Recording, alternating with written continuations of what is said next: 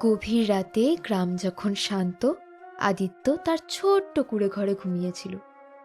হঠাৎ তার কপালে জমতে শুরু করলো বিন্দু বিন্দু ঘাম। তার মুখ ভরে উঠল ভয় আর অস্থিরতায়।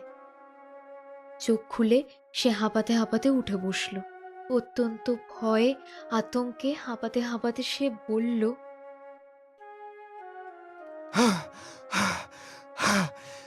এই এই এই স্বপ্নটা স্বপ্নটা আবার শেষমেশ এর মানে কি? পরদিন সকালে গ্রামের মোড়ল মশাই গাছতলায় বসে অন্যান্য বৃদ্ধ ব্যক্তিদের সাথে কথা বলছিলেন।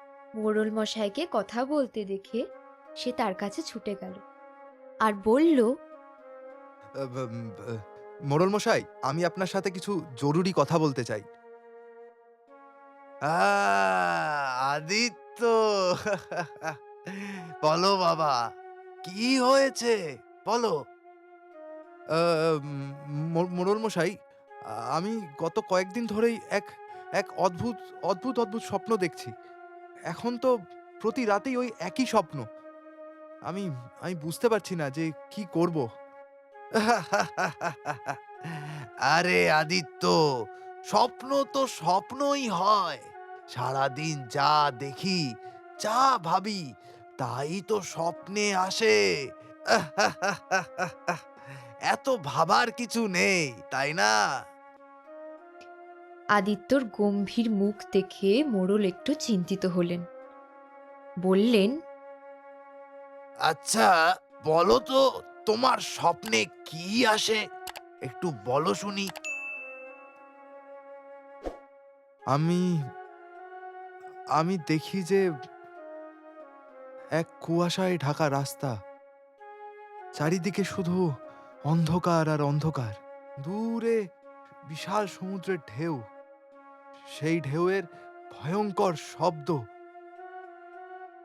কেউ কেউ যেন আমায় ডাকছে, কিন্তু কিন্তু স্বর পরিষ্কার নয়। আমি এগোতে চাই, কিন্তু শরীর জমে যায়, পা ভারী হয়ে আসে। হঠাৎ হঠাৎ তীব্র এক ঝলকানি, আর আমি দেখতে পাই এক সিংহাসন, এক এক জাঁকজমকপূর্ণ সোনার সিংহাসন। আর তাতে কেউ একজন বসে আছে, কিন্তু আমি তার মুখ দেখতে পাচ্ছি না। যেই কাছে যাই, দৃশ্যটা দৃশ্যটা অদৃশ্য হয়ে যায়, আর আমি এক গভীর অন্ধকারে পড়তেই থাকি। ঠিক তখনই ঘুম ঘুম ঘুম ভেঙে যায়। ব্যাস। মোড়লের কপালে এবার ভাঁজ পড়ল। পাশের লোকগুলো একে অপরের দিকে তাকালো। হুম, দেখতে গেলে এটা সত্যিই এক অদ্ভুত স্বপ্ন। তবে বাবা, স্বপ্নকে এত গুরুত্ব দিতে নেই। অনেক সময় মন আমাদের সাথে খেলা করে, সেই জন্যই এসব নিয়ে এত ভেবো না, বুঝলে? আদিত্য চুপ করে রইল বটে, কিন্তু এই উত্তরে তার মন ভরল না। সে উঠে চলে গেল। মোড়ল মশাই দূর থেকে তাকে দেখতে থাকলেন। সে নিজের ক্ষেতের কাছে গিয়ে একটি গাছের নিচে বসে পড়ল। তার বন্ধু অশোক সেখানে এসে পৌঁছল। আরে আদিত্য ভাই, কেমন আছো? কি খবর? আরে, তুমি এখানে একা বসে? অশোক, আমি যে কি বলি তোমায়, কিছুদিন ধরে এক অদ্ভুত স্বপ্ন আমায় তাড়া করছে। আদিত্য পুরো স্বপ্নের কথা অশোককে বলল।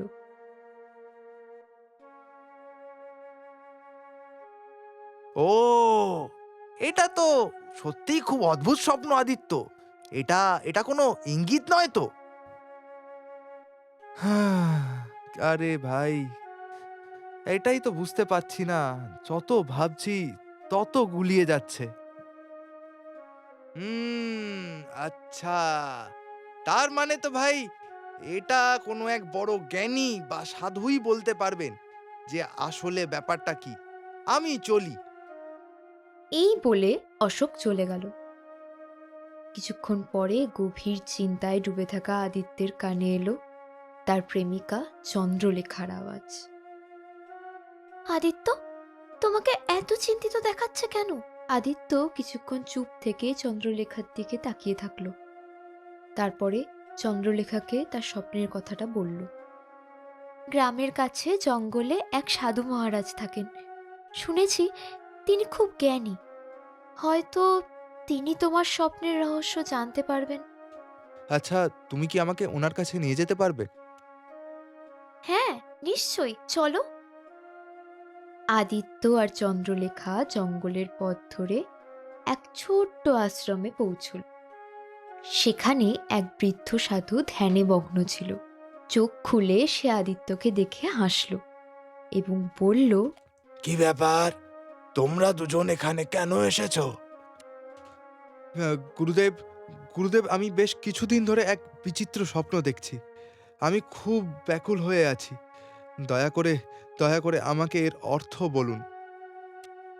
সাধু তার চোখ বন্ধ করে কিছুক্ষণ পরে খুললেন এবং রহস্যময় ভঙ্গিতে বললেন, হুম তোমার স্বপ্ন সাধারণ নয় বৎস, এটা তোমার ভবিষ্যতের ইঙ্গিত। তোমার ভাগ্য এই কৃষকের জীবনের চেয়ে অনেক দূরে কোনো রাজমহলের সাথে যুক্ত। বৎস, তোমার স্বপ্ন সাধারণ নয়, এটা তোমার ভবিষ্যতের এক ঝলক। তোমার ভাগ্য এই কৃষকের জীবনের চেয়ে অনেক দূরে কোনো রাজমহলের সাথে যুক্ত। আদিত্য চমকে গেল। চন্দ্রলেখাও অবাক। কিন্তু কিন্তু গুরুদেব, এর অর্থ কি? মানে, আমি তো কেবল এক সাধারণ কৃষক। আমি তোমার স্বপ্নের পুরো অর্থ জানি না। তোমাকে পুরো রহস্য নিজেই খুঁজতে হবে। তোমার যাত্রা দীর্ঘ এবং কঠিন হবে। তোমাকে এক বিশাল সাগর পার করতে হবে, যেখানে এক বৃদ্ধা একাই থাকেন। তিনি কারোর সাথে দেখা করেন না, কিন্তু হয়তো তিনি তোমার স্বপ্নের খবর জানেন। ঠিক আছে, যদি এটাই আমার নিয়তি হয় তবে আমি এই যাত্রায় অবশ্যই যাব। এই বলে আদিত্য চন্দ্রলেখাকে নিয়ে সেখান থেকে চলে এলো। সন্ধ্যার সময় আদিত্য সোজা মোড়লের কাছে এসে পৌঁছল। কি ব্যাপার বাবা, কি হয়েছে আদিত্য, বলো। মোড়ল মশাই, আমি আমি আসলে এক যাত্রায় যেতে চাই। কি বললে? কোথায় যেতে চাও, আর কেন? আদিত্য সাধুর বলা সমস্ত কথা মোড়লকে বলল।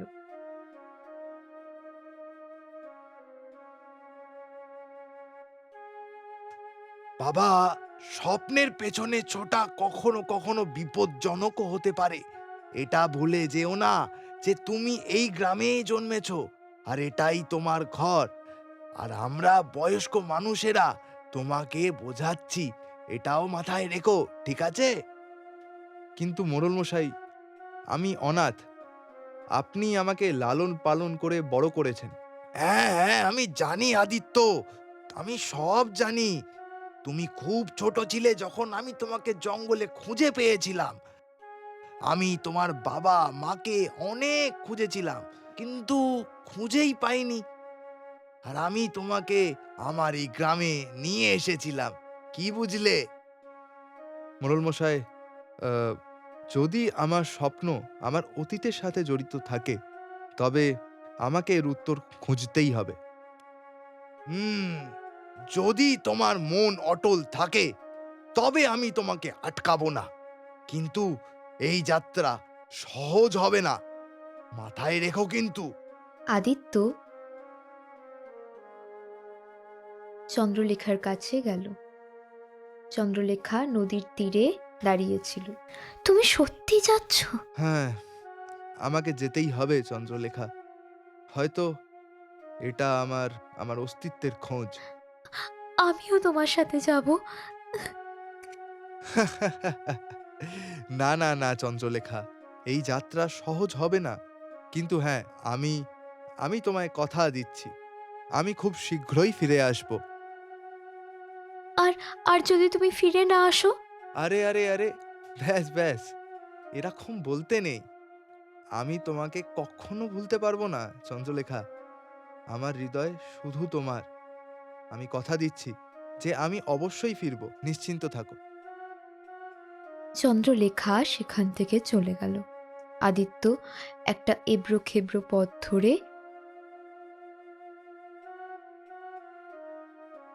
এক বিচিত্র স্থানে এসে পৌঁছল। সেখানে চারিদিকে ঘন জঙ্গল, আর হাওয়ায় এক অদ্ভুত গন্ধ ছড়িয়েছিল। সে চলতে চলতে একটি কুটিরের সামনে এসে পৌঁছল। ভিতর থেকে কাঁপা কাঁপা গলায় কেউ একজন বলল, কে তুমি? এখানে কোনো সাধারণ মানুষ আসতে পারে না। দরজা খুলে দেখল ভেতরে এক বৃদ্ধা বসে আছেন। তার চোখ গভীর রহস্যে ভরা। আমি আদিত্য। আমি নিজের স্বপ্নের সত্যিটা জানতে চাই। তোমার এখানে আসাই প্রমাণ করেছে তুমি সাধারণ মানুষ নও। বলো, কি স্বপ্ন দেখেছো? আদিত্য তার স্বপ্নের বিস্তারিত বর্ণনা করল। এই স্বপ্ন তোমার অতীতের প্রতিচ্ছবি। তুমি কোনো সাধারণ কৃষক নও, তোমার শরীরে রাজরক্ত বইছে। কি? আমি আমি রাজ পরিবারের? তোমাকে কেশবনগর যেতে হবে। স্বপ্ন কখনো কখনো শুধু কল্পনা হয় না, কিছু স্বপ্ন আমাদের ভুলে যাওয়া বাস্তবকে দেখায়। তুমি যে রহস্যময় দৃশ্য বারবার দেখো, সেটা শুধু স্বপ্ন নয়, তোমার অতীত। আমার অতীত? আহ, কিন্তু আমার অতীত তো গ্রামে শুরু হয়েছিল। আমার যতটুকু মনে আছে, মোড়ল মশাই আমায় লালন পালন করেছে। কখনো ভেবেছো তুমি একই স্বপ্ন কেন দেখো? কেশবনগরের প্রাসাদই তোমার আসল বাড়ি। তোমার শরীরে কোনো অদ্ভুত দাগ আছে। কি? রাজ পরিবারের পুরুষদের শরীরে এক বিশেষ চিহ্ন থাকে। আদিত্য তাড়াহুড়ো করে নিজের কাঁধের দিকে তাকানোর চেষ্টা করল। ধীরে ধীরে সে তার জামার বাঁ দিকের অংশটা সরালো। হ্যাঁ, মানে চিহ্ন তো আছে। এটা তো ছোটবেলা থেকেই আছে। বুঝলে তো? এবার তোমায় উত্তর খুঁজতে হবে। যদি সত্যি জানতে চাও, তাহলে কেশবনগর যেতে হবে। যদি আমার আসল পরিচয় সেখানে লুকিয়ে থাকে, তবে সেটা আমি জেনেই ছাড়বো। কেশবনগর গিয়ে তোমাকে খুব সাবধানে থাকতে হবে। তোমাকে এত সহজে কাউকে বিশ্বাস করলে হবে না। ওখানে যাওয়ার আগে একটা কথা ভালো করে বুঝে রেখো, কেশবনগর রাজ্যের প্রতি পদে তোমার শত্রু বসে আছে। কেউ যদি তোমায় চিনে ফেলে যে তুমি রাজবংশের, তবে তারা তোমায় হত্যা করতে পারে। সতর্ক থেকো। এই বলে বৃদ্ধা তার হাত এদিক ওদিক ঘোরাতে শুরু করলেন। তারপর জাদুর সাহায্যে একটা সুন্দর আংটি তৈরি করলেন এবং সেই আংটি তখনই আদিত্যের হাতে দিলেন। আংটিটা দিয়ে বৃদ্ধা বললেন, যদি তুমি বিপদে পড়ো আর কোনো রাস্তা না পাও, তখন তুমি এই আংটি বের করো। এর অলৌকিক ক্ষমতা তখনই তুমি দেখতে পাবে। এটাকে লুকিয়ে রেখো, আর কোনো প্রশ্ন নয়, তুমি যাও। বৃদ্ধার বাড়ি থেকে বেরিয়ে আদিত্য সোজা কেশবনগরের দিকে রওনা হলো। কয়েকদিন পর আদিত্য ক্ষুধার্ত তৃষ্ণার্ত অবস্থায় কেশবনগরের সীমান্তে পৌঁছল এবং বাজারে ঘুরতে লাগলো। বাজারে অনেক ভিড় ছিল। দোকানদারেরা তাদের জিনিসপত্র বিক্রি করছিল। সবাই জিনিসপত্র কিনছিল। ভিড়ের মধ্যে এক কোণায় বসে থাকা বৃদ্ধ সৈনিক আদিত্যের দিকে অনেকক্ষণ এক দৃষ্টিতে তাকিয়েছিল। আদিত্য সেখান থেকে বেরিয়ে যাওয়ার চেষ্টা করতে সৈনিকটি তার হাত ধরে ফেলল। আরে আরে, দাঁড়াও দাঁড়াও বাবা, তুমি কে বাবা? তোমার নাম কি? আমি একজন এই পথের যাত্রী, এমনি এই শহর ঘুরতে এসেছি। হুম, তোমার মুখ, তোমার হাঁটা চলা, আমাকে একজনের কথা মনে করিয়ে দিচ্ছে। আদিত্য দ্রুত সৈনিকের হাত ছাড়িয়ে ভিড়ে মিশে গেল এবং সোজা প্রাসাদের বাইরে পৌঁছালো। তখনই এক পুরনো দাসী বাইরে এসে আদিত্যকে দেখে চমকে উঠল। এই চেহারা, এই নাক নকশা, না না, এ তো আদিত্যকে সে কাছ থেকে দেখার চেষ্টা করল। তোমায় তোমায় তো ঠিক যুবরাজের মতো দেখতে গো। আদিত্য সঙ্গে সঙ্গে নিজেকে লুকিয়ে সেখান থেকে চলে গেল। যদি সত্যি এই প্রাসাদের সাথে আমার কোনো সম্পর্ক থাকে, তবে কি এখানে আমার শত্রুরাও আছে? যদি আমি সোজা গিয়ে সত্যি বলার চেষ্টা করি, তবে কি কেউ বিশ্বাস করবে? দীর্ঘশ্বাস ফেলতে ফেলতে সে নিজেকেই কথাগুলো বোঝাচ্ছিল। না, আমার তাড়াহুড়ো করা উচিত নয়। যদি আমার পরিচয় আসল রাজকীয় উত্তরাধিকারী হিসেবে সামনে আসে, তবে ষড়যন্ত্রকারীরা আমাকে শেষ করে দিতে পারে। আমাকে চুপচাপ সঠিক সময়ে অপেক্ষা করতে হবে, আর প্রাসাদের ভেতরে যাওয়ার অন্য কোনো উপায় খুঁজতে হবে।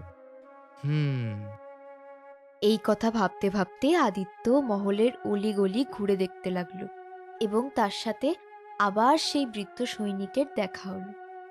তাকে দেখে বৃদ্ধের চোখ চকচক করে উঠল। দেখুন, আমি আপনার থেকে কিছু জানতে চাই। যখন বাজারে আপনার সামনে দিয়ে আমি যাচ্ছিলাম, তখন আপনি আমার হাত কেন ধরে নিলেন আর ওরকম গম্ভীরভাবে কেন দেখছিলেন? আর যখন আমি মহলের কাছে এলাম, একজন বৃদ্ধ দাসী আমাকে দেখে চমকে উঠলেন কেন? কি ব্যাপার? কারণ তোমার মুখ রাজা বিক্রমের পুত্র যুবরাজের সাথে হুবহু মেল খায়। হ্যাঁ। কি? তাহলে বলুন, আসলে সত্যিটা কি? হ্যাঁ, শোনো, অনেক বছর আগে যখন রাজা বিক্রমের পুত্র মাত্র 6 বছরের ছিল, কেউ তাকে মারার ষড়যন্ত্র করেছিল।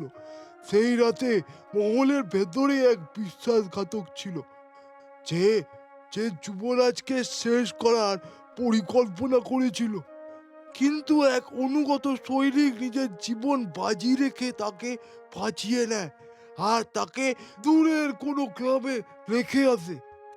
আদিত্যর ভেতরে অদ্ভুত তোলপাড় হতে লাগলো। তার হঠাৎ নিজের স্বপ্নের কথা মনে পড়ল। সেই দৃশ্য, সেই পালিয়ে যাওয়া ব্যক্তি, সেই চিৎকার। কি? তার মানে আমার ওই স্বপ্নগুলো আমার ছোটবেলার সাথে জড়িত ছিল, সেই জন্যই।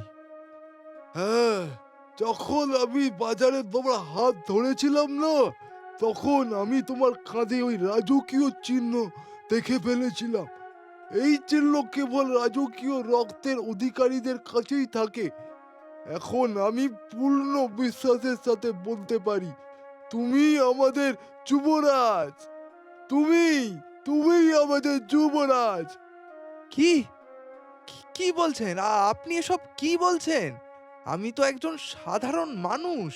না না যুবরাজ, না, একদম না। আমি আমি অনেক বছর ধরে তোমাকে খুঁজছিলাম। তোমার বাবা রাজা বিক্রম তোমার শোকে অসুস্থ হয়ে পড়েছেন, আর তোমার মা রানী তোমার দুঃখে সংসার ত্যাগ করেছেন। আমি আমি এতটা ভুল করতে পারি না। তুমি তুমি যুবরাজ, হ্যাঁ, তুমি যুবরাজ। দেখুন, দেখুন, যদি এমনটাই হয়, তাহলে তাহলে আমাকে তো আমার পিতার সাথে দেখা করতে হবে। যুবরাজ, তোমার বাবা বছরের পর বছর ধরে তোমার অপেক্ষা করেছেন। এখন সময় এসেছে তোমার নিজের অধিকারের জন্য দাঁড়ানোর।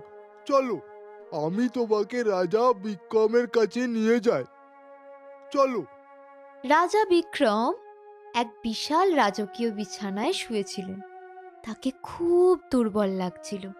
বৃদ্ধ সৈনিক আদিত্যকে তার সামনে নিয়ে গেল। মহারাজের জয় হোক। মহারাজ, এই সেই হারিয়ে যাওয়া যুবরাজ, যাকে অনেক বছর আগে মারার চেষ্টা করা হয়েছিল, এই হলো সে। হ্যাঁ। রাজা বিক্রমের চেহারায় পরিবর্তন হলো। তার চোখ আবেগে ভরে উঠল। তিনি বললেন, কিন্তু তুমি এত এত বিশ্বাসের সাথে কিভাবে বলতে পারো? আমি তো গত 25 বছর ধরে আমার ছেলের অপেক্ষা করছি। মহারাজ, আমি স্বয়ং যুবরাজের কাঁধে ওই রাজকীয় চিহ্ন দেখেছি। সেই চিহ্ন যা শুধু রাজবংশের উত্তরাধিকারীদের কাছেই থাকে। হ্যাঁ। রাজা বিক্রমের চোখ দিয়ে জল গড়িয়ে পড়ল। আমি বছরের পর বছর ধরে তোমার অপেক্ষা করছিলাম, আমার পুত্র যুবরাজ। ঠিক তখনই রাজা বিক্রমের মন্ত্রী জগন্নাথ ঘরে প্রবেশ করল। মন্ত্রী জগন্নাথ, দেখো দেখো, আমার ছেলে ফিরে এসেছে, আমার যুবরাজ ফিরে এসেছে। আজ আজ খুবই খুশির দিন। এখনই এখনই সৈনিকদের ডাকো। আজ আজ উৎসব হবে। এক্ষুনি এক্ষুনি সৈনিকদের ডেকে পাঠাও।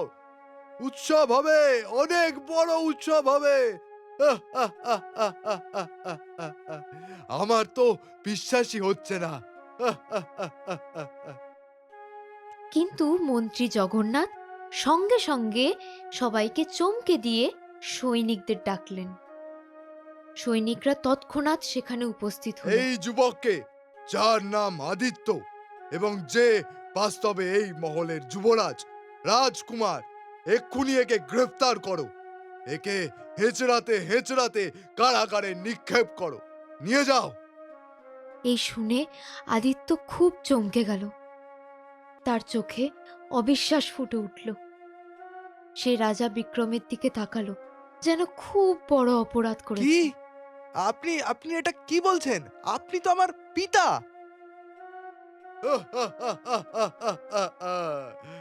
আমি যা বললাম সেটাই সত্যি। তোমার কোনো আন্দাজাই নেই যে তুমি এখানে এসে তুমি কত বড় ভুল করেছো।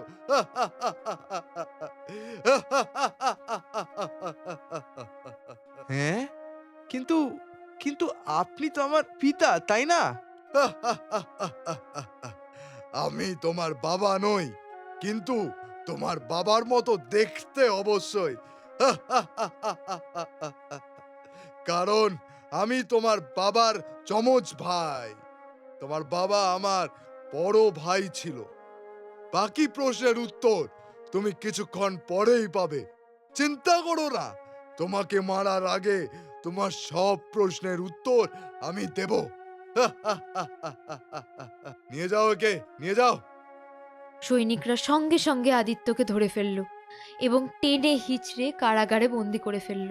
অন্ধকার কারাগারে শুধু এক বৃদ্ধা বন্দি ছিল। আদিত্যকে দেখে বৃদ্ধা চমকে গেল। আদিত্যকে সে বলল, আমি গত 20 বছর এই কারাগারে বন্দি। এখানে অন্য কোনো কয়েদি রাখা হয় না। তোমাকে এখানে কেন আনা হলো? তুমি নিশ্চয়ই বিশেষ কেউ। কে তুমি? আদিত্য সেই বৃদ্ধাকে সব ঘটনা বলতে লাগলো। কিভাবে সে একটা অদ্ভুত স্বপ্নের কারণে এখানে এসে পৌঁছেছে। এটা শুনে বৃদ্ধার চোখে জল এসে গেল।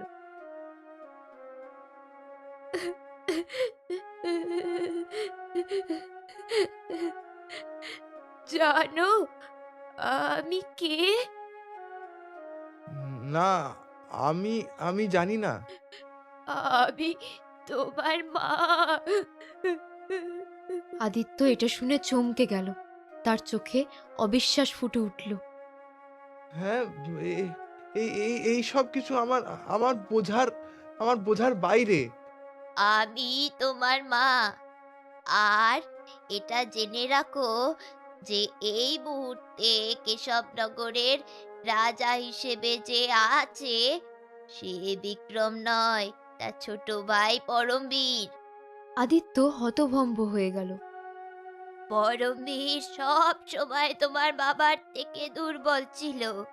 সে শয়তানি শক্তির আশ্রয় নিয়েছিল। সে রাক্ষসদের খুশি করার জন্য নরবলি দিতে শুরু করলো। আর যখন রাক্ষস প্রসন্ন হলো, সে ভয়ানক এক দাবি রাখলো। কেমন দাবি? সে বলল যে যদি পরমবীর তার বড় ভাই, তার স্ত্রী, তার পুত্রের বলি চড়ায়, তবে সে অসীম শক্তি পাবে। পরমবীর লোভে পড়ে গেল। সে তোমার বাবাকে মেরে ফেললো। তখন তুমি মাত্র 6 বছরের। তারপর সে তোমাকেও মারার জন্য তলোয়ার নিল, কিন্তু তোমার বাবার এক অনুগত সৈনিক তোমাকে তুলে নিয়ে দূরে কোথাও চলে গেল। আদিত্য স্তব্ধ হয়ে রইল। তার মনে অনেক প্রশ্ন দানা বাঁধতে শুরু করলো। পরমবীর অনেক খুঁজেছিল, কিন্তু তোমাকে পায়নি। রাগে সে আমাকে বন্দি করলো, কিন্তু যেহেতু সে 3টি বলি দিতে পারেনি, রাক্ষস তার ওপর রেগে গেল এবং তাকে ততদিন পর্যন্ত দুর্বল থাকার অভিশাপ দিল যতদিন না সে নিজের কাজ পূর্ণ করে। তখন থেকেই সে তোমাকে খুঁজছে। এখন তুমি এসে অনেক ভুল করেছো। সেই সময় কারাগারের বাইরে ভারী পায়ের শব্দ শোনা গেল। রাজা বিক্রম ওরফে রাজা পরমবীর সেই বৃদ্ধ সৈনিক এবং মন্ত্রী জগন্নাথের সাথে তলোয়ার নিয়ে ভেতরে পৌঁছল। আদিত্যের দিকে সে এগিয়ে যেতে লাগলো, কিন্তু তখনই আদিত্যের মনে পড়ল যে বৃদ্ধা তাকে একটা আংটি দিয়েছিল। সে চট জলদি আংটি বের করলো এবং যেই সে ওটা উপরে তুলল, ওটা রং বেরঙের আলোয় চমকাতে লাগলো। পরের মুহূর্তেই সেই আলো সোজা রাজা পরমবীর, বৃদ্ধ সৈনিক এবং মন্ত্রী জগন্নাথের উপর পড়ল এবং 3জনই চিৎকার করতে করতে পুড়ে ছাই হয়ে গেল। আদিত্য সঙ্গে সঙ্গে নিজের মাকে জড়িয়ে ধরল এবং কারাগারের থেকে বাইরে নিয়ে এলো। বাইরে বেরোতেই সে অন্য এক বৃদ্ধ সৈনিককে দেখতে পেল, যে তার দিকে এগিয়ে আসছিল। এই সেই সৈনিক যে তোমাকে বাঁচিয়েছিল। বৃদ্ধ সৈনিক আদিত্যের দিকে তাকালো এবং তাকে তখনই চিনে ফেলল। আমি তোমাকে পরমবীরের কবল থেকে বাঁচিয়ে এক দূরবর্তী জঙ্গলে ছেড়ে দিয়েছিলাম। হয়তো তোমার নিয়তি তোমাকে এখানে নিয়ে এসেছে। কিছুক্ষণের মধ্যেই পুরো রাজ্যে ঘোষণা হয়ে গেল যে আসল রাজা বিক্রমের পুত্র ফিরে এসেছে। জনতা ক্ষুব্ধ হয়ে উঠল এবং রাজা পরমবীরের সত্য জেনে তাকে অভিশাপ দিতে লাগলো। কিছুদিন পর আদিত্য নিজের গ্রামে ফিরল। চন্দ্রলেখাকে সে বলল, আমি তোমায় বলেছিলাম না চন্দ্রলেখা, আমি ফিরে নিশ্চয়ই আসব। দেখো, আমি ফিরে চলে এসেছি। তুমি সত্যি বলেছিলে।